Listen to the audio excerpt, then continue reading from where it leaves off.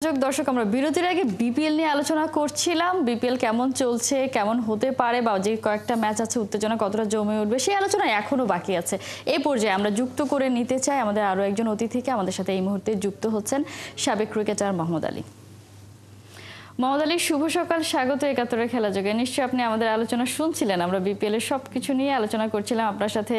এবারের আসলে প্রথমবারের মতো আলোচনা হতে যাচ্ছে, সেজন্য আপনার কাছে ওভারঅলই আসলে আমি জানতে চাই যে আপনি আপনার চোখে বিপিএলটাকে কেমন দেখছেন। আশেপাশে অনেক কথা শোনা যাচ্ছে, অনেক ধরনের আসলে বিতর্কিত ইস্যু উঠে এসেছে। সেসব বাদ দিয়ে বা সেসব নিয়ে হলে এবারের বিপিএল কতটা সফল হতে যাচ্ছে? ধন্যবাদ, শুভ সকাল। বিপিএলটা এবারে অনেক দর্শক এসেছে খেলা দেখতে।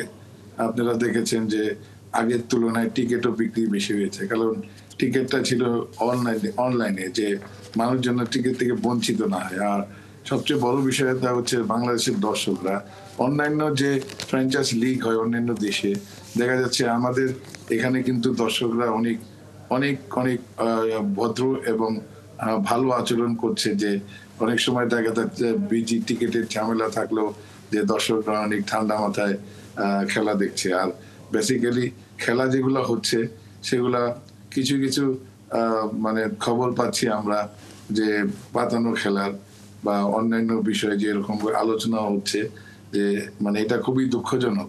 যে এরকম যদি কোনো আপনার যদি প্রমাণ থাকে কারো কোনো প্লেয়ারের, যে এটা একটা অবশ্যই বোর্ড সভাপতি, যেহেতু সাবেক ক্রিকেটার ছিলেন, বাংলাদেশের সাবেক ক্যাপ্টেন ছিলেন, অনেক অনেক অনেক স্টিক, যে উনি আপনারা জানেন যে 15-16-তে বাংলাদেশের চিফ সিলেক্টর ছিলেন।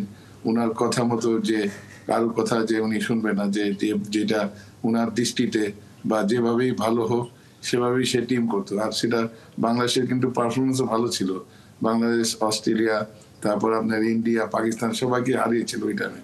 একটা গোল্ডেন সময় গিয়েছিল বাংলাদেশের ক্রিকেটে। সো আমরা মনে করি যে আমরা যেভাবে এখন স্বাধীনভাবে কাজ করছে সবাই ক্রিকেট বোর্ডে, যে এই স্বাধীনতা আগে কখনো ছিল না। প্রত্যেকে মনে করেন যত ওয়ার্কার আছে, যারা অফিসার আছে, সবাই কিন্তু খুশি। কোচ, ম্যানেজমেন্ট, অন্যান্য ইয়েতে আন্ডার-19 দেখেন এশিয়া কাপ চ্যাম্পিয়ন হয়েছে এবার। সবাই কিন্তু ফ্রিডম, এই ফ্রিডমটা কিন্তু আগে ছিল না। যে এখন নিশ্চয়ই সেটার প্রভাব আমরা মাঠের খেলাতেও দেখতে পাচ্ছি। আপনার কাছে যদি একটু মাঠের খেলা নিয়েই কথা বলতে চাই, অন্যান্য বারের চেয়ে এবার কি উইকেটের পরিবর্তনের কথা যদি আমরা বলি, যে আমরা তো আসলে মিরপুরে খেলা দেখতাম, সবসময় আমরা দেখতাম লো স্কোরিং ম্যাচ হতো। এবার সেই জায়গাটাতেও একটা বড়সড় পরিবর্তন এসছে, আমরা দেখতে পেয়েছি। এবং একই সাথে জানতে চাই, প্লে অফের 3টা দল তো নিশ্চিত হয়ে গেছে। আপনার কাছে কি মনে হচ্ছে 4 নম্বর দল হিসেবে কে কোয়ালিফাই করতে পারে? এখন যেখানে রাজশাহী যেখান থেকে এসেছে, আর খুলনারও চান্স আছে। এখন আজকে যদি খুলনা জিততে পারে তাহলে ওদের সুযোগ থাকবে। আর রাজশাহী যেভাবে আসছে, যে তাসকিন যেভাবে লিড দিচ্ছে আর কি, এটা একটা অসাধারণ। আপনারা দেখেন যে কোথা থেকে কোথায় নিয়ে আসছে। আমি চিটাগাং গিয়েছিলাম, যেটা ওদের ডু অর ডাই ম্যাচ ছিল রংপুরের সাথে। সেখানে রংপুরের মতো এত স্ট্রং টিম, মানে যেভাবে তারা সাজিয়েছে, সেই টিমকে তারা হারিয়ে দিয়েছে রাজশাহী। তারপর ঢাকায় এসে যে অসাধারণ পারফরমেন্স, একটা টিম ওয়ার্ক, তারা খুব মানে প্রত্যেকটা প্লেয়ার যে টিমের এরকম মনে করেন যে পারিশ্রমিক পাচ্ছে না, তারা দে ডোন্ট বদার। তারা যে ক্রিকেট খেলার মাঠে যে সেই জিনিসটা যে তাদের মাথায় নেই, প্রফেশনালি যেটা যে থাকে, যে টাকা পয়সা পেলাম না, আপনি কনসেন্ট্রেট করতে পারলাম না, বা টিমটা টোটালি ডিফারেন্ট।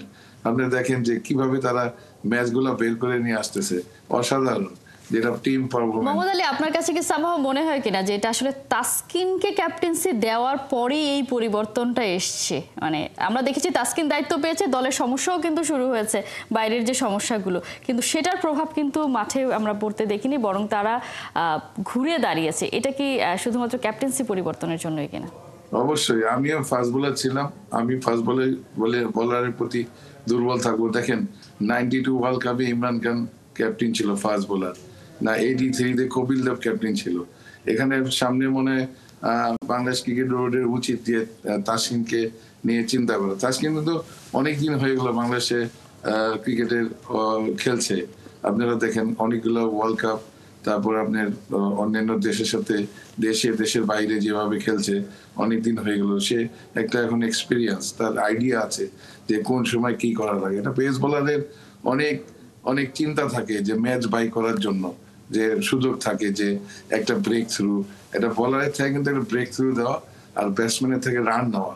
প্রতিটা বোলার চাবে যে আপনি স্পিনার বলেন, ফাস্ট বোলার বলেন, একটা ব্রেক থ্রুর জন্য। তো সে একটা দায়িত্ব পেয়েছে, ক্যাপ্টেন্সি, সেই জিনিসটা কিন্তু তার মাথায় আছে। কারণ একটা ফাস্ট বলারের মাথায় থাকে টার্গেট যে উইকেট নিবার, আর সেহেতু সে জানে যে হাউ টু ইউটিলাইজ, যে একটা কোন সময় কাকে নিয়ে আসবে। কারণ এটা তার মাথায় অনেক অনেক ইজি হয়ে যায় যেটা ফাস্ট বলারের নিশ্চয়ই জন্য। আমরা রাজশাহীর ম্যানেজমেন্টকে নিয়ে অনেক কথাই বলি যে তারা এই ধরনের সিদ্ধান্ত বা এই ধরনের কাজ কেন করছে, কিন্তু এই জায়গাটায় তারা আসলে সাধুবাদ পেতেই পারে। তাসকিনের কাঁধে এই দায়িত্বটা দেওয়ার পরই তাদের দল যেভাবে প্লে অফের রেসে ঢুকে গেছে। মোহাম্মদ আলী, অসংখ্য ধন্যবাদ। নিশ্চয়ই আপনার সাথে আরো কথা হবে বিপিএল নিয়ে। দর্শক, আমরা বিপিএল নিয়ে আলোচনা করছিলাম। আমাদের সাথে এই আলোচনায় এতক্ষণ যুক্ত ছিলেন সাবেক ক্রিকেটার মোহাম্মদ আলী।